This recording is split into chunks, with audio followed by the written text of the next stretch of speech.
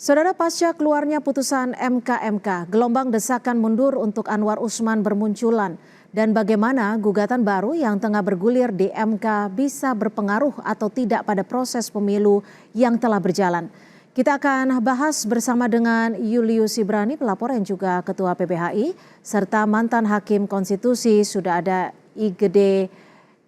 Idewa Gede Palguna. Selamat petang Pak Palguna, selamat sore, terima kasih sudah bergabung bersama kami di Kompas Petang.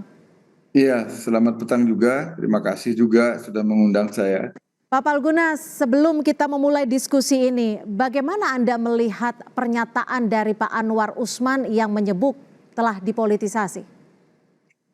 Saya tidak mau mencampur itu, mungkin perasaan beliau itu kan masing-masing itu kan pandangan subjektif ya, saya nggak boleh masuk ke situ. Tapi yang saya kritik dari dulu memang bukan pandangan subjektif macam itu. Ya, kalau saya kritik adalah putusan Mahkamah Konstitusinya yang memang menurut penalaran saya sebagai sarjana hukum maupun sebagai mantan hakim konstitusi itu memang bukan hanya perlu tapi memang harus dikritik. Tapi kembali kepada pertanyaan tadi, kalau beliau merasa seperti itu tentu beliau mempunyai alasan. Apakah alasan itu kemudian berterima di publik atau tidak? Itu soal lain lagi. Jadi saya tidak mau masuk ke wilayah itu. Terima kasih ya. Oke, Pak Palguna, tapi kalau Anda melihat terkait dengan putusan MK ini seperti apa? Apakah dinilai sudah cukup tegas atau masih kurang tegas? Karena desakan mundur terhadap Anwar Usman juga bermunculan saat ini. Kalau menurut saya sudah optimal ya putusan Mahkamah Konstitusi.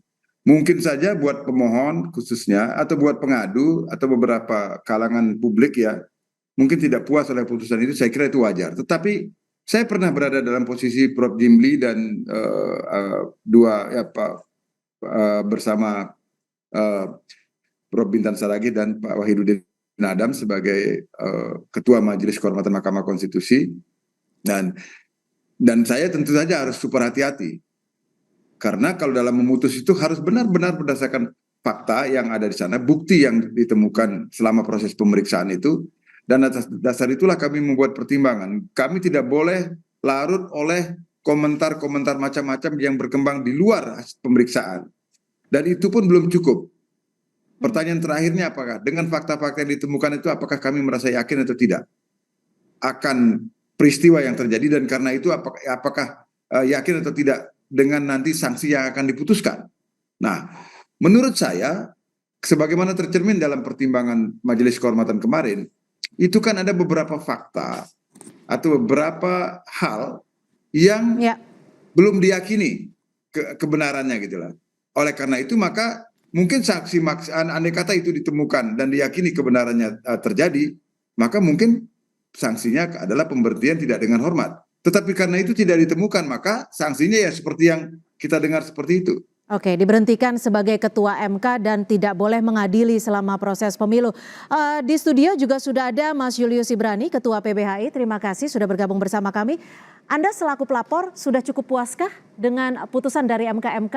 Ya, sebetulnya istilah yang tepat bukan puas atau tidak gitu. Tapi apakah ini sesuai dengan fakta yang kami sampaikan, bukti yang kami sampaikan atau tidak? Sejauh ini dari beberapa poin laporan PBHI itu terbukti. Tadi misalnya soal seminar membahas perkara yang sedang dibahas dan sedang diperiksa dan belum diputus, itu terbukti. Lalu soal konflik kepentingan karena ada kaitan langsung dengan kepentingan keluarga, itu juga terbukti. Lalu soal intervensi dari pihak luar dalam proses pengambilan keputusan, itu juga terbukti.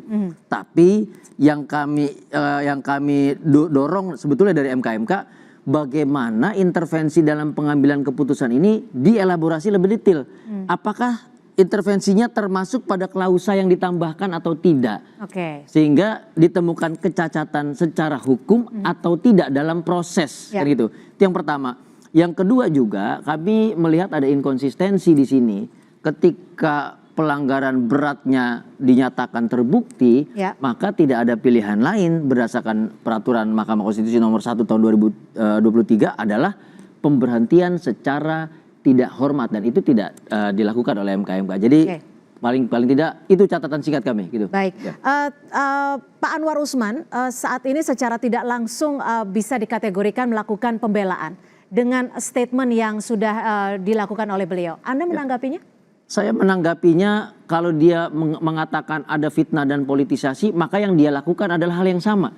Dia memfitnah MK-MK dan mempolitisasi putusan MK-MK. Karena kalau Cynthia tadi pakai istilahnya adalah pembelaan, pembelaan yang dapat dilakukan oleh Anwar Usman satu-satunya adalah di forum MK-MK banding. Ya. Makanya kami mendorong bahkan mendukung Pak Anwar Usman untuk mengambil langkah ke MK-MK banding, namun dengan syarat dia harus meminta MA Mahkamah Agung yang mengirimnya untuk memecat dirinya. Jadi PTDH itu kan syarat untuk MK-MK banding. Maka minta dirinya dipecat, ajukan ke MK-MK banding. Pembelaan hanya boleh dilakukan di ruang MK-MK banding. Sisanya adalah politisasi dan juga fitnah juga terhadap putusan MK-MK. Saya kembalikan kalimat persis dari Anwar Usman gitu. Baik, Pak Palguna, ini kan kemarin Pak Anwar Usman diputuskan terbukti melakukan pelanggaran berat, prinsip ketidakberpihakan, integritas, kecakapan, kesetaraan, independensi, dan prinsip kepantasan serta kesopanan. Ini artinya sudah banyak sekali yang menjadi kekhawatiran dan terbukti. Lalu bagaimana bisa mengembalikan marwah dan juga citra Mahkamah Konstitusi di hadapan publik? Itu selalu menjadi pertanyaan saya, bahkan juga ketika saya mengkritik putusan Mahkamah Konstitusi. Gini, saya tidak mempunyai saya selalu harus mengatakan bahwa tidak ada panacea untuk itu ya, karena saya pernah masuk kembali ke Mahkamah Konstitusi ketika Mahkamah Konstitusi dalam keadaan yang masih terbawa oleh tragedi yang menimpanya ketika kasus ketuanya tertangkap tangan oleh KPK gitu kan. Nah, tapi kan perlahan-lahan sebenarnya kepercayaan publik itu berhasil diraih. Apa yang menyebabkan itu berhasil diraih? Menurut saya hanya dua hal. Satu adalah putusan Mahkamah Konstitusi sendiri yang pertimbangannya memang benar-benar mencerminkan penalaran konstitusional dan bertemu dengan keyakinan publik pada waktu itu. Dan yang kedua adalah, saya mau memberikan catatan, bertemu dengan keyakinan publik itu tidak selalu bahwa publik berarti setuju. Ya. Tapi dia bisa menerima argumentasi yang dikemukakan oleh hakim ketika menyampaikan pertimbangan hukumnya sebelum tiba pada amar putusan. Julius misalnya, mungkin saja dia berkali-kali mungkin tidak setuju dengan amar putusan Mahkamah Konstitusi, tapi dia bisa menerima penalaran yang disampaikan dalam pertimbangan hukumnya. Nah, yang kemudian jadi masalah adalah antara pertimbangan dengan amarnya itu, jika itu tidak koheren, itu yang jadi soal. Baik. Itu satu. Jadi ketika itu dilakukan, maka kepercayaan itu bisa diraih. Atau yang kedua, ini yang lebih penting sebenarnya, yaitu bagaimana sikap dan perilaku hakimnya mencerminkan bahwa dia adalah seorang hakim konstitusi yang memang layak untuk menjadi pengadil sebagaimana dimaksud di dalam Pasal 24C ayat 5 Undang-Undang Dasar 1945, yaitu bahwa dia memiliki integritas, tidak tercela, jujur, negarawan yang menguasai konstitusi dan ketatanegaraan. Baik, asal jangan sampai ungkapan atau maaf dari publik ini dimanfaatkan oleh para hakim untuk tidak melakukannya sebagai integritas. Kita masih akan kembali usai jeda, tetap bersama kami di Kompas Petang.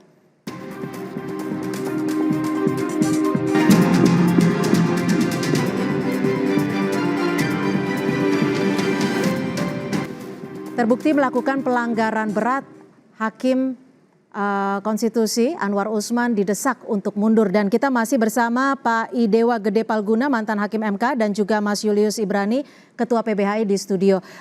Mas Julius, sekarang kan artinya Hakim MK ketuanya posisinya kosong. Menurut Anda sendiri, proses seperti apa yang paling ideal untuk mendapatkan sosok Hakim MK yang baru dengan kredibilitas yang baik, dengan kejujuran, dan juga dengan sifat yang memiliki rasa keadilan yang luar biasa? Oke, jadi satu-satunya syarat untuk menjadi pejabat publik yang ada komponen negarawan itu hanya hakim konstitusi.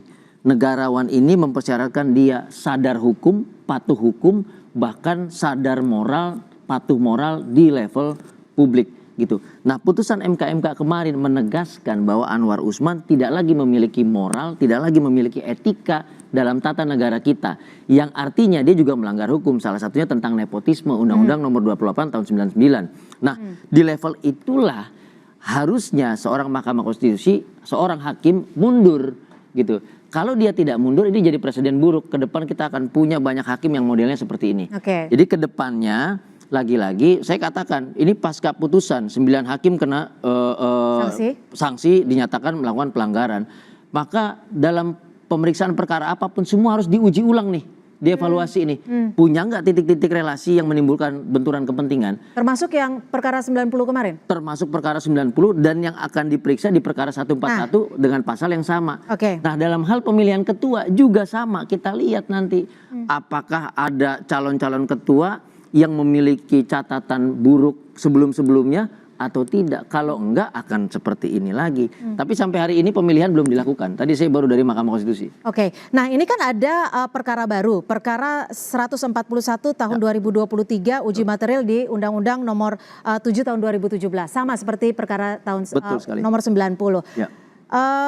Tapi ada frasa di bawah 40 tahun dengan pengalaman sebagai gubernur untuk usia capres-cawapres. Betul. Anda melihatnya seperti apa? Nah, ini yang sebetulnya kami dorong dari awal. Kami percaya bahwa kapasitas itu tidak bisa diukur dari usia gitu. Jadi umur tidak boleh membatasi seseorang untuk maju. Nah, masalahnya putusan ini tidak mengurangi umur. 40 tahunnya tetap, tapi tiba-tiba muncul berpengalaman, pernah atau sedang. Nah, jadi kalau permohonan ini yang baru masuk, kami sangat mendukung. Kita bongkar struktur umur. Itu yang pertama. Yang kedua, kalau kita gantikan dengan pengalaman, maka pengalaman yang paling mendekati dengan jabatan presiden dalam konteks pemerintahan negara adalah pemerintahan daerah di level gubernur. Tidak di bawah itu. Tidak di bawah. Ditahan di situ. Saya ke Pak Palguna. Pak Palguna, ini ada perkara baru nomor 141 yang sudah disidang hari ini ya, kalau nggak salah ya. Masih diperiksa sampai hari ini. Diperiksa hari ini. Kalau ini terus berlanjut dan apakah jika ini diputuskan akan berlangsung di tengah-tengah proses pemilu? Mungkinkah seperti itu? Prinsipnya adalah apapun putusan Mahkamah Konstitusi itu berlakunya adalah prospektif. Dia tidak berlaku surut. Jadi dia tidak membatalkan keberlakuan akibat hukum dari putusan sebelumnya. Nah, tetapi ini akan membawa akibat hukum baru dari putusan yang sekarang entah apapun nanti bunyinya ya. Kita tidak tahu, saya tak tahu berandai-andai. Jadi dia berlakunya prospektif, dia tidak bisa berlaku retroaktif. Itu prinsipnya. Oke, jika nanti diputus dikabulkan, artinya akan berlaku di tahun 2029, bukan di tahun ini, seperti itu? Iya, kan berlakunya gini. Saya harus kembali mengulang pernyataan sebagaimana disebutkan dalam pasal 47 Undang-Undang Mahkamah Konstitusi, bahwa putusan Mahkamah Konstitusi itu berlaku sejak selesai diucapkan dalam sidang pleno terbuka untuk umum.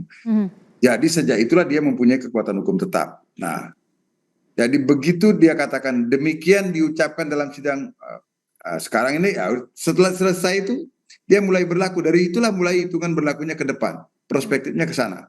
Apakah dia berpengaruh ke belakang? Tidak. Karena dia adalah berlakunya ke depan.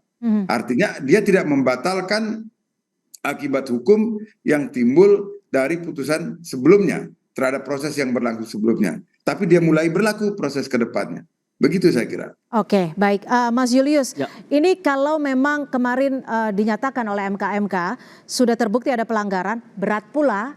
Lalu apakah ini artinya secara moral putusan yang sebelumnya di Mahkamah Konstitusi ini kehilangan legitimasi? Oh jelas, secara hukum saja kalau kita lihat timelinenya ini legitimasinya tidak kuat. Pertama saya katakan gini, pembukaan pendaftaran capres-cawapres itu sebelum putusan 90, ya kan? Kemudian putusan 90 hadir, lalu ada peraturan KPU yang baru merujuk pada putusan 90. Tapi paslon sudah terdaftar. Maka landasannya yang mana? Dia tidak bisa berlaku surut. Saya setuju sekali dengan Pak Palguna. Itu konstitusional. Tetapi kemudian apakah pasca lahirnya putusan 90 ini ada pembaharuan mekanisme administrasinya atau tidak? Kan begitu. Setelah putusan MK ini apakah ada pengujian lebih lanjut terhadap peraturan KPU-nya atau tidak? Kalau tidak, ini akan menjadi perdebatan panjang, membuka ruang memperkarakan di pengadilan dan segala macam. Nggak ada ujungnya, pemilu kita nggak jalan-jalan nanti. Jangan ini ke arah penundaan lagi. Jangan sampai itu terjadi. Jangan sampai terjadi. Baik, terima kasih Mas Julius Ibrani, Ketua PPHI, dan juga sudah bergabung bersama kami melalui virtual. Pak Idewa Gede Palguna, mantan Hakim MK, sudah bergabung bersama kami. Terima kasih, selamat sore. Ya, selamat sore, terima kasih. Yuk.